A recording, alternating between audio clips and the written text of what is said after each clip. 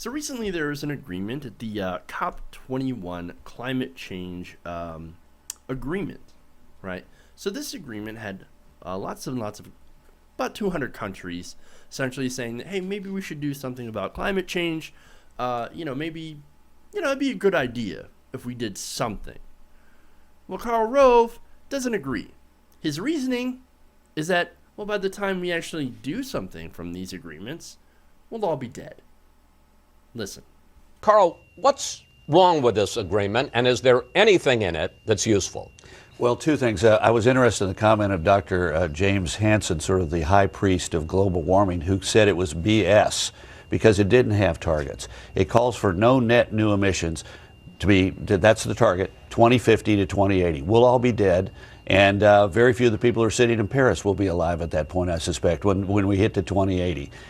Look, the United States has reduced its greenhouse gas emissions. It has done so not because of some international treaty, but because for more than a decade, we have put the focus on energy efficiency. We're a market economy. We're a wealthy country that can afford to do this, and we have done it. What we are now doing is saying to the emerging economies, keep your people poor, keep them in poverty, because you cannot use cheap fuels, namely natural gas, coal, and other fossil fuels to power your economy. And it's ridiculous. We'll all be dead. So I guess it doesn't matter anyway, right? Well, that's sort of Karl Rove in a nutshell. Well, if I'm not around to enjoy it, then I'll fuck everybody else. And fuck you guys in the future. This is like a future fuck. Only what I'm doing right now, well, that's what's important to me. That's Karl Rove for you. Now, on to what he said. First of all, before I get to that part, right? He said that the climate change priest, James Rosen, right? Now, you're right. He did come out and say that this was bullshit. This agreement was bullshit. It wasn't far enough. I generally agree that what we did is not far enough. That's sort of the whole point, is to start a baseline so that we can continue towards working towards something that's better. A deal that's better. But it's a start. But he's right. Ultimately, it won't do the goals. Anyway, he calls him a high priest. You see what they try to do there? They try to paint actually doing something about the climate, something that's actually real, something that's actually happening. They try to paint it as a religion, as opposed to things that didn't actually happen, the stuff in the Bible, an actual religion. No, he believes in that. But when it comes to stuff that they can actually see and measure and do something about, that's a religion. And James Rosen is the high priest. Ridiculous. All right. Speaking of ridiculous, as he'd said, what we're now saying to emerging economies is to keep your people poor, keep them in poverty because you can't use cheap fuels. Not like what we did. No. See, here's what's ridiculous about that. The ridiculous thing is the notion that Karl Rove actually cares and gives a shit about developing countries. That's the ridiculous part. And it goes back to this bullshit argument of, hey, we burn the hell out of coal and, oil, natural gas without any sort of climate regulation. So they should too.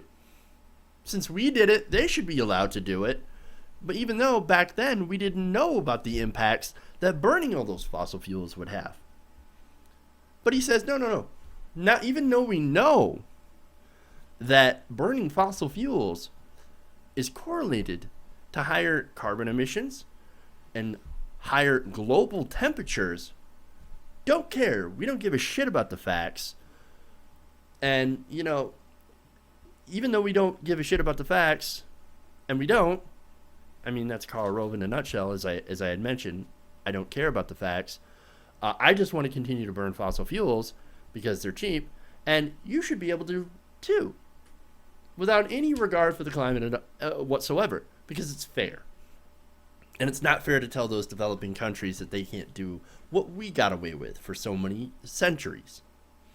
It's as I said, it's ridiculous and laughable. Now, the fact that we burned all that, all those fossil fuels willy-nilly, and not just us, but of course Western Europe and all the developed nations, is the reason that we have the climate crisis to begin with. It's the reason that we have to do these sorts of agreements in the first place. We fucked it up. Now we actually have to go and fix it.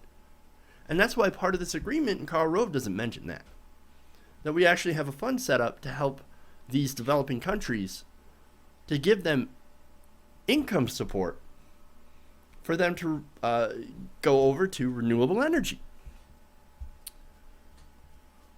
And these countries that Rove seems to be so worried about, these are also countries that are much more, that would be much more affected by climate change to begin with.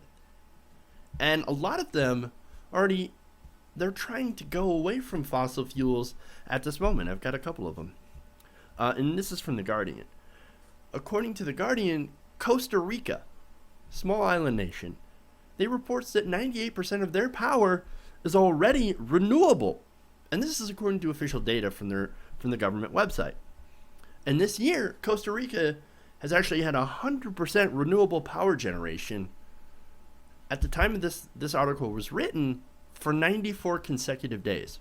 100% renewable power.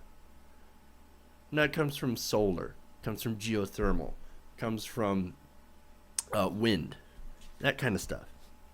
According to the state-owned Costa Rican Institute of Electricity, they actually plan to add more hydro, wind, and geothermal plants and retire the heavy fuel oil-powered Moine plant in 2017 to go over to 100% renewable energy. And it also plans to improve the efficiency plants of plants that run on fossil fuels. For example, they use German technology, or using German technology, to increase efficiency at the Garabito plant. It will go from producing 200 megawatts to 280 megawatts. And there's just one, that's just one example. We've also got China working on more renewable energy. We've got India. We got Albania. You know, these are developing nations that are actually, they see the problem. In fact, every other nation except the United States sees the problem.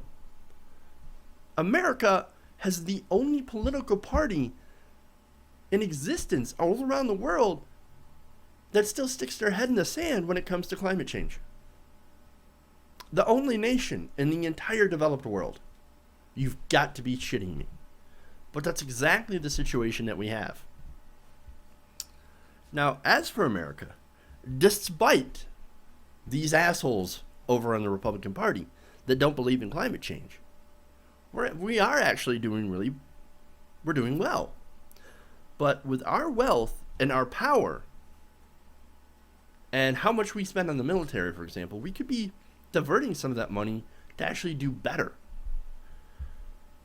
I mean, we have so much wealth.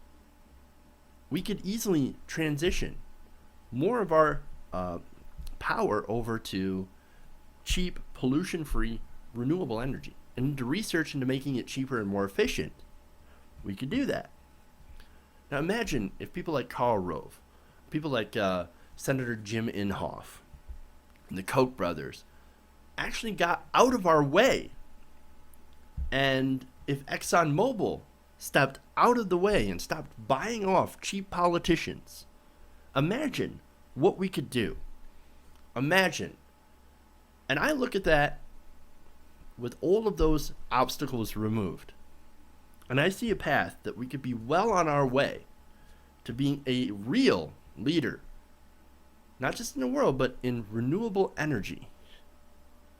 And it would be a great future.